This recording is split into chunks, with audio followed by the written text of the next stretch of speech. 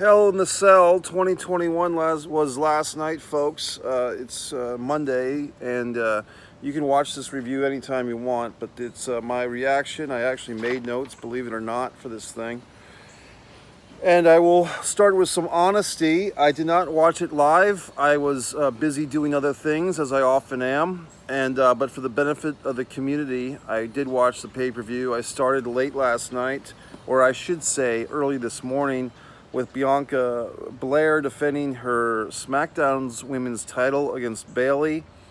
Also, I guess we should note that the pay-per-view, or what do we call it now? A network special is what I call it, or a Peacock special in the United States. But a big show. Hell in the Cell is a big show. And I'll get into some of the history and some of that later on. But let's just start off hot with this match review. And also the early promo. I got all these papers and they're flying everywhere. But the early promo was kind of a kickback to the Warriors film. It was good because they did the DJ thing. The Warriors is a great film if you've never seen it. I do suggest it. But they did kind of the DJ thing, but they didn't really, they could have taken it further. But I think that type of ode would have worked better for a Survivor Series. Because if it's teams, if they actually did a Survivor Series team match, the Warriors concept would have worked well for that. But for Hell in a Cell, where it's one-on-one, it's not really like the Warriors, where it's gang warfare. So once again, WWE drops the ball. But let's start off. Bianca defending against Bayley. Here's my thing with Bianca. And I wore this Road Warriors t-shirt for a reason. Believe it or not, I'm just watching Bianca Belair enter the ring. And look, is she over? I guess she's over. I mean, it's hard. She's over. But was she as over as these guys, the Road Warriors? No. And I think one thing, I mean, that's a tall order for anyone to fill. I get that. But for Bianca Belair, what kind of disturbs me about her presentation, as they say, is the entrance is horrible. I think it's like she looks like she's a smiling kid, like a 12-year-old kid going to a hopscotch tournament. She's twirling her hair. She's kind of doing this skip-de-la-do thing. And I don't know. I mean, they've done that with Bayley in the past when Bayley was a baby face in NXT. But, I mean, I don't know. I mean, I think of AJ Lee kind of had like a sarcastic skip, which was kind of intimidating. But this skip that she does, Bianca, to me at least, it just kind of ruins her. Like every match she's in is kind of ruined from the get-go because she's doing this silly skip. Am I right or am I wrong? The match itself was fine, but I was really thinking during this match, do they really need these two women in this feud to be in a Hell in a Cell? Have they had a pay-per-view match on TV before? Have they had fights before? I mean, I'm not watching SmackDown religiously, and I'm following this whole laughter thing from Bayley, but what constitutes a Hell in the Cell match? And to me, this match did not. And maybe it's just Bianca, they're trying to step up her character. She's not afraid. She wants the challenge of a Hell in the Cell match. But to me, once again, these stipulation matches, especially something like Hell in a Cell, should be reserved for real grudges, real antagonism, and not just, not to say a throwaway match, but just a regular match where a feud's just getting started. Let these two wrestle 2 or 3 or 4 times and see what happens and see if it warrants the Cell match. I just don't get it. I do get it. It's because WWE doesn't know what they're doing. So anyway, the match was fine. I do like Bayley's heel work. I think she's kind of grown into this heel thing. She can find a nice mix of not looking like a soccer mom and being a heel, like, with her hair or whatever. But I like Bayley as a heel. I'm not opposed to Bianca once the bell rings. I think she's good. I just think that entrance kills it for me. And once again, the simpleton would say, well, Mike, they're trying to appeal to kids. My response is kids don't like what they're supposed to like. Kids like things like horror movies. Kids like edgy stuff, music videos. I mean, they like, what's her face? Miley Cyrus grinding, on a telephone pole or whatever. They like nasty, hardcore, violent things. That's what kids like. Hate to tell you, you don't have to be a fucking parent to know these goddamn things, idiots. So then we go on to Seth Rollins with to me, the match of the night. Seth Rollins and Cesaro. I'm getting a little sick or whatever of like this whole let's push Cesaro now thing. It makes little sense. If you wanted to push the guy, push him 10 years ago, push him 5 years ago. It's too fucking late. I mean, WWE has a habit of doing that sometimes, where they just have a great talent on their team, on their roster, and they don't push them. And then 5 or 10 fucking years later, they're like, oh, this talent, he's been so ignored. Well, you ignored him, you fucking idiots. So why should I care now? I mean, why should I give a flying fuck about Cesaro now that you had him lose to a 10-year-old at WrestleMania in a tag match? I don't care. So, I mean, and the whole thing of, you know, my buddy there, Jimmy Faluca, in one of these wrestling groups, the Pro Wrestling Collective, he gets so upset about these wrestlers being misused, especially guys like Cesaro. But to me, you have to be emotionally disconnected. These fools have signed their agreements. They've gotten their money. They don't care, apparently, about their reputation, their career. Put Nakamura, who wasn't even on this show, in the same category. These guys signed up for the paycheck. I mean, where's Keith Lee now? It's absurd that we even care as much as we do. But anyway, it was the best match of the night. So Seth Rollins with a nice small package. I've noticed a trend here, folks. The best matches on Hell in a Cell were not in Hell in a Cell. And I'll get to that now. The Hell in a Cell, I think, needs to be retired. There goes my notes. The Hell in a Cell needs to be retired because obviously they're not honoring the cell stipulation. Let me get my notes. Don't turn off the dial. God damn it.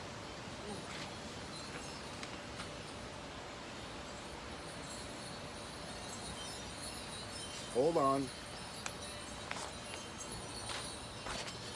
The Hell in a Cell needs to be retired or replaced with something different because they're not honoring it, as we saw in the main event. They're not honoring the stipulation, so now it's meaningless and void.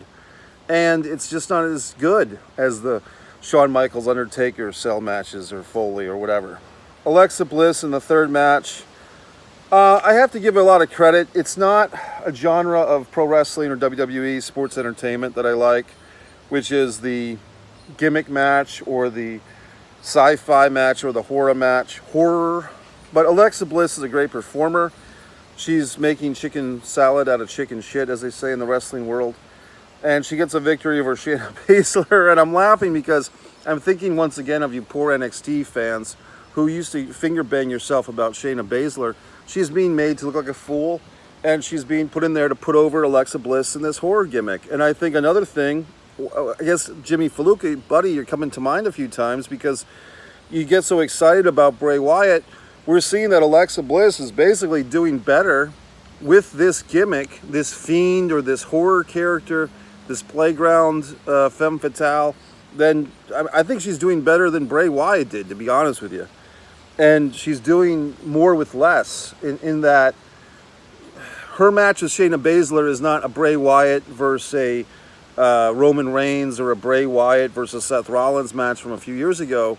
I think Alexa Bliss is doing better with this horror crap than Bray Wyatt did, sorry to say. And she's sexy, and she's got the goth makeup, and it's working. It's working on all cylinders, and give credit to the WWE for performing that, and to Alexa Bliss, well, WWE for setting up Alexa to perform it. She's doing great with it. How do you like that cup?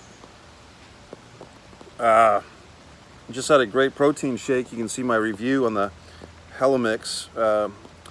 So anyway, Alexa Bliss was fantastic. The whole thing with making... Whatever happened to Nyla Rose losing weight? Wasn't that a thing? Like, wasn't she supposed to be on a treadmill this whole time losing weight? Doesn't seem like it's happened. No offense, Nyla. But she's still young. She still has time, but we want her to lose some weight, don't we? Sami Zayn over Kevin Owens. Another good match. I actually saw these guys wrestle in Boston. I think Sami was wearing the Generico mask or whatever the fuck it was. And Kevin Owens. So, I mean, they have been fighting forever. Clap, clap, clap, clap, clap. Good match. I did like Sami's long hair. I did like the commentary by Pat McAfee. Mixed feelings on him. He put himself over during that whole ESPY thing. I don't know. Is he supposed to be the new Jesse Ventura? What's he supposed to be? I guess he doesn't do it. I just don't care that much about Pat McAfee, but he's decent. But it was a good match. Once again, I'd still say that the trend here is the non-cell matches were better than the cell matches so far, based on the first match. Then we move on. I did make some notes on this Booker T credit card thing. Look, if you're a WWE McMark, it's a kind of a sharp credit card. Check those interest rates. They'll get you. But I mean, I thought the credit card commercial was decent. The card was nice. It was bold and red. Montez Ford with the dad promo, the Father's Day promo, I thought that was nice. It was a nice promo for Montez Ford. Him and his partner, I mean, are they still together? They weren't on this show, but he's, you know, around in spirit. The Roman Rey Mysterio vignette from Hell in the Cell. Once again, full disclosure, I did not watch SmackDown. I don't circulate my Friday nights around watching Roman Reigns. Apologies to those guys of you that do, but it was a good vignette. It was a good highlight of a match I didn't watch. It kind of made me want to watch that match, to be honest with you. So I did appreciate that Hell in the Cell vignette of Roman and Rey from Thursday or whatever, Friday night. That's the problem with naming these shows after night. You know, Thursday night SmackDown, Friday night SmackDown, Sunday afternoon SmackDown. Pick your fucking night. The same thing, I mean, you say that with Wednesday Night Dynamite if you want to be full disclosure or whatever the fuck. Charlotte comes out and she does a nice match. I thought it was a good match with what's her twice. I'm trying to be nice and not say what's her twat. So I'm like halfway through, I'm changing to what's her face, but it's coming out what's her twice. In case you're wondering what's going on with me, but Charlotte obviously has had a nose job. I guess, I mean, because we were like, what happened to Charlotte? Well, it looks like she had a nose job. Okay, so. Kind of the Jennifer Grey thing. If you don't know who Jennifer Grey is, look up the movie Dirty Dancing. Patrick Swayze, rest in peace.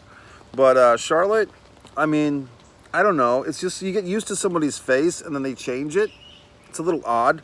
But she's had a nose job, and okay, let's go to the match. Don't sexualize her or just body shame her. I'm not shaming. I'm just commenting. So we go to the match. Charlotte and Rhea Ripley talk about modifications. I really do feel that Rhea Ripley, to me, and people will debate this, but I don't like this look that she has. I mean, I think she, as the blonde bombshell look, she looked a lot better. Look, it's her fucking body, it's her fucking life. Let her do what she wants. But to me, she looks trashy, and like she's like on, it's like Halloween every day of the week with this chick. And Charlotte's starting to look like Rhea, like they're starting to morph into the same thing. And I think that it's a thing where Rhea is very good, but she'll never be as good as Charlotte. And to be honest with you, I think Charlotte's a great athlete and great women's wrestler. I think we could get sick of her, that's fine. And is she better than Sasha Banks? Probably not. But I mean, I think, you know, she got the breaks for whatever reason. Call it racism, call it flairism. But Charlotte has just had all those title reigns. And then she's kind of doing like, you know, Rhea got disqualified, and Charlotte's like, you're learning, bitch. Okay. It's like you've seen this play out in Showgirls, in tons of movies where like the older woman is like mentoring the younger cunt on the block or whatever. I'm just letting it fly. It's a Monday afternoon.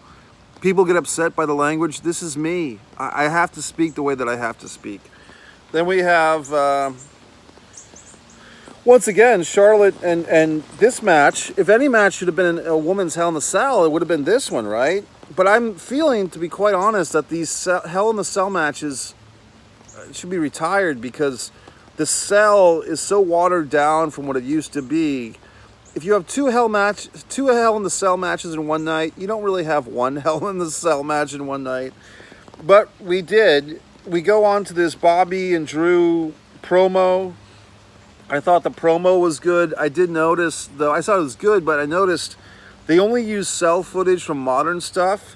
They didn't show like the old Shawn Michaels getting his face full of blood smashed by the Undertaker. We've seen that shot a million times, where Shawn gets shoved into the cage by the Undertaker, his face is all bloody, or Shawn falling off the side of the cage, or Foley getting thrown and launched. Notice that they didn't show you any of that stuff from the 90s. They just showed you the modern crap, like the last 2 or 3 years, because they know it can't match up. So they have to kind of rewrite history or just say, well, that stuff was back then, and now we just have this. So here's the cheese food product. Let's not mention the cheese. You see what I'm saying? The actual match, to be honest, I was distracted. I was kind of getting my stuff going for the day, but the match that I just watched, Bobby and Drew, was good. I mean, it was a good, hard-hitting, big man's match, a big muscle man match. You know, Clash of the Titans, and these guys do have good chemistry. And but like I said, if you're going, and this is something that Dave Meltzer would complain about, but if you have ruined your stipulation because MVP is interfering twice to cost Drew the match twice, with the pulling the ref out of the ring and then pulling the foot of the ref, or pulling Drew's foot, and then there's this YouTube commentator, the Queen.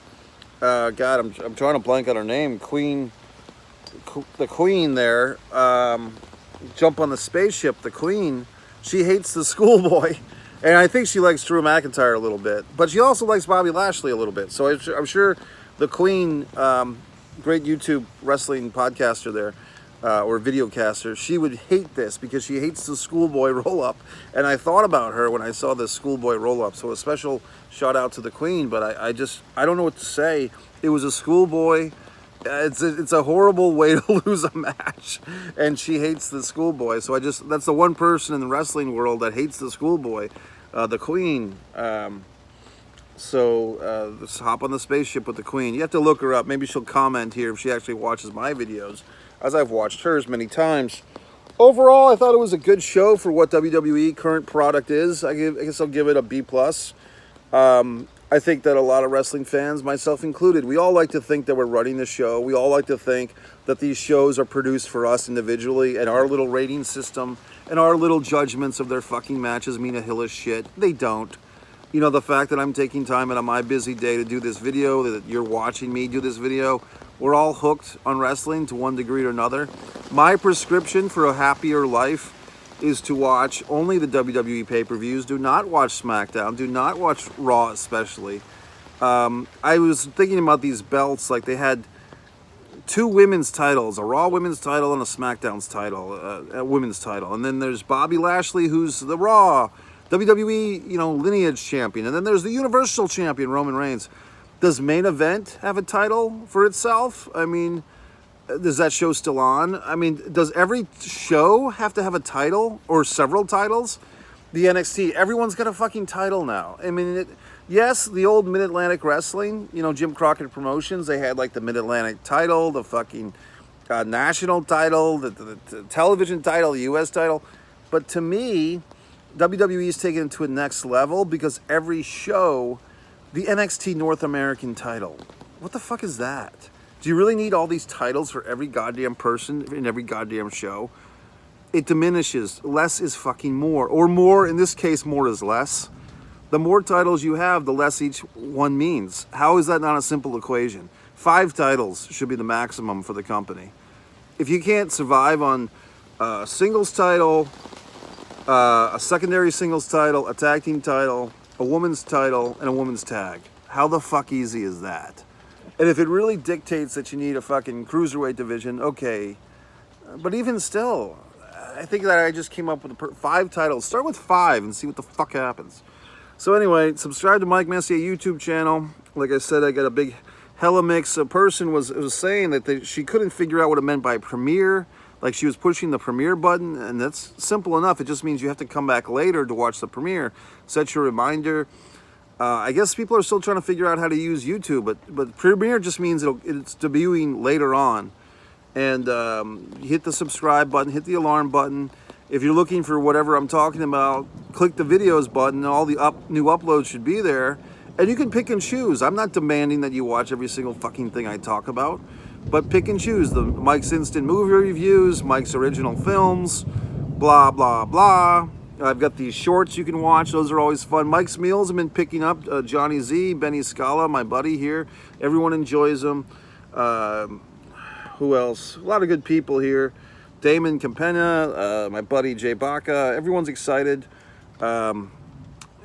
Adam, I believe. Andy. There's an Andy, there's an Adam. 2 different people, but they're both very supportive. So thanks for all the people that are watching the videos.